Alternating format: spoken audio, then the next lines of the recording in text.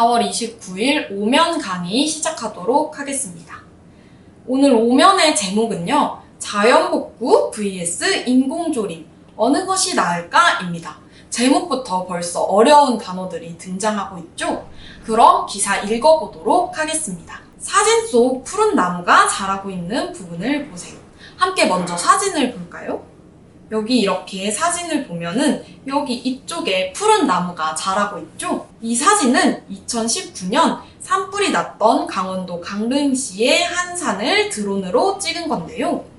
푸르게 보이는 부분은 사람들이 직접 나무를 심은 곳이 아니에요.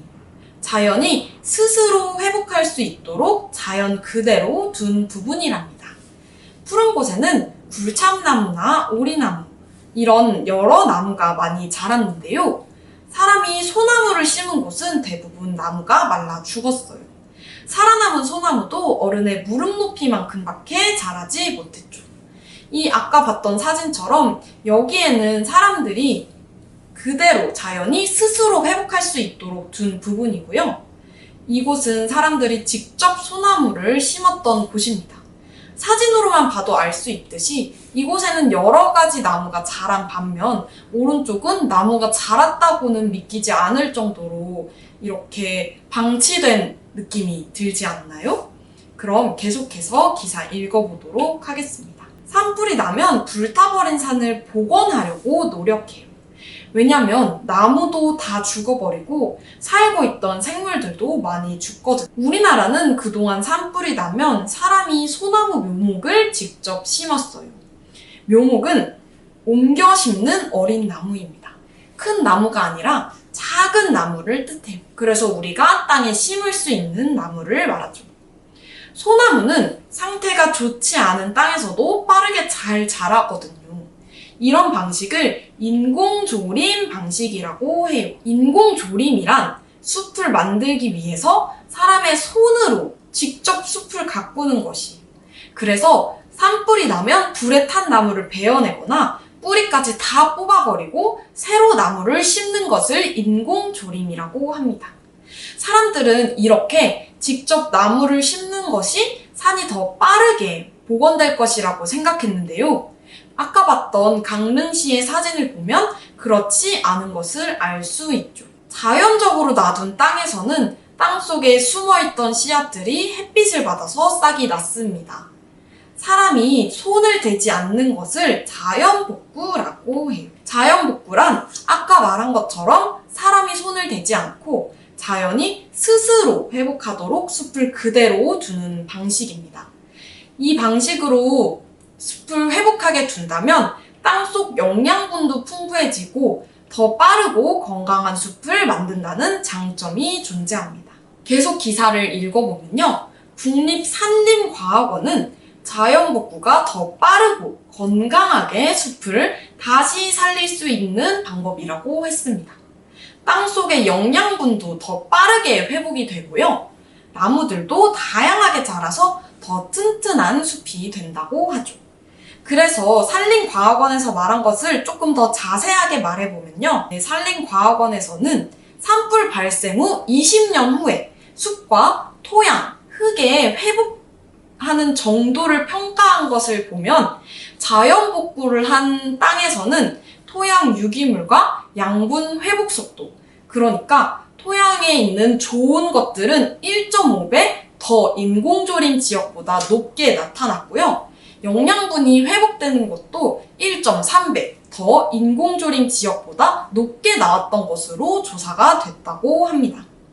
왜냐하면 인공조림을 하게 되면 우리 아까 말한 것처럼 나무를 베어내거나 뿌리까지 없애고 새로 심는다고 했잖아요.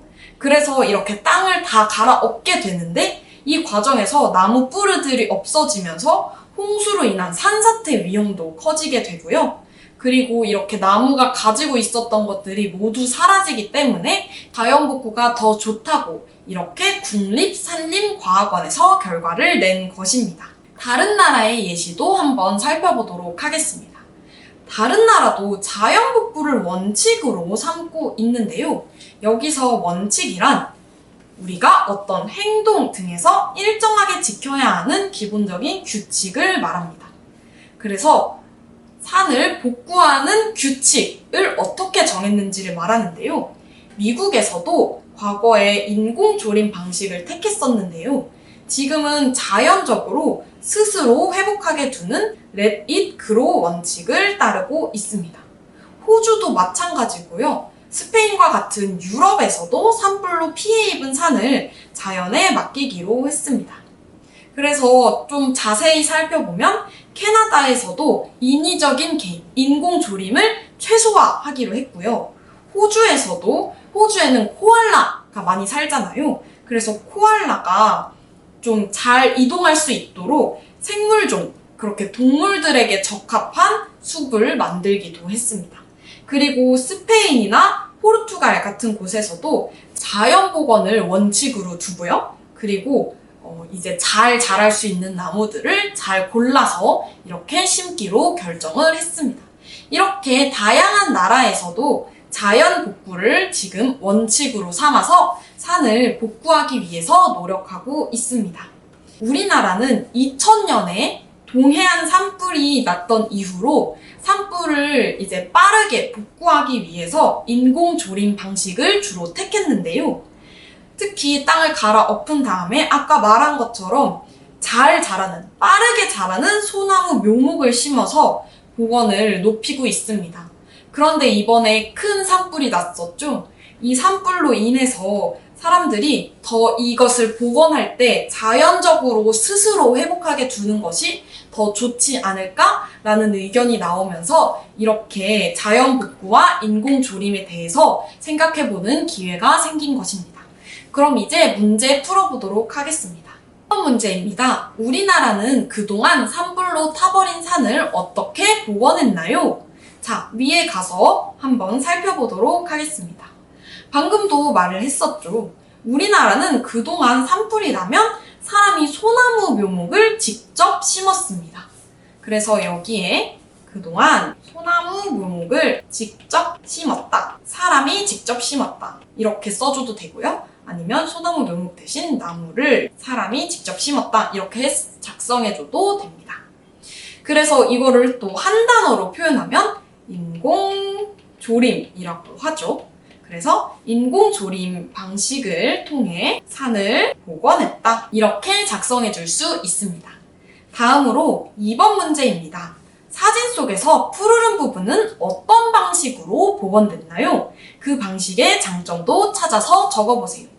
사진에 이 푸르른 부분, 사진에도 적혀있죠? 사진의 푸르른 부분은 자연복구 방식으로 복원이 되었습니다. 그래서 이 자연복구 방식의 장점을 찾아보면요. 국립산림과학원이 말한 것을 쓸 수 있겠는데요. 자연복구가 더 빠르고 건강하게 숲을 다시 살릴 수 있는 방법이다. 그리고 땅속의 영양분도 더 빠르게 회복되고 나무들도 다양하게 자라서 더 튼튼한 숲이 된다. 이렇게 적어주시면 됩니다. 그래서 자연복구 방식으로 복원됐다 라고 적어주시면 되고요. 더 자세하게 자연이 스스로 회복하는 자연복구 방식으로 복원됐다 이렇게 적어주시면 되고요. 이 방식의 장점은 우리 어떻게 적을 수 있을까요?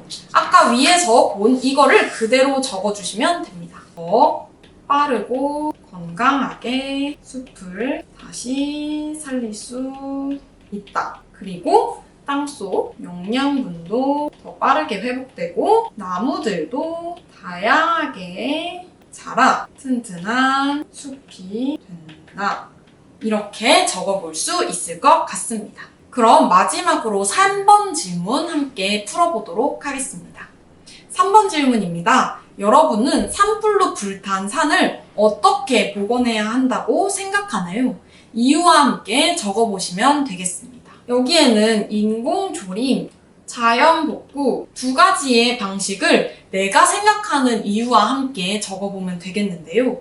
예를 들어서 인공조림 같은 경우에는 관리하기 쉬울 것 같다 라는 이유라던가 아니면 좋은 나무 심을 수 있다 이런 것들을 적을 수도 있고요. 자연복구 같은 경우에는 자연에 맡겨야 한다 혹은 튼튼한 숲을 만들 수 있다 이런 식으로 여러 가지 이유를 함께 적어볼 수 있을 것 같습니다.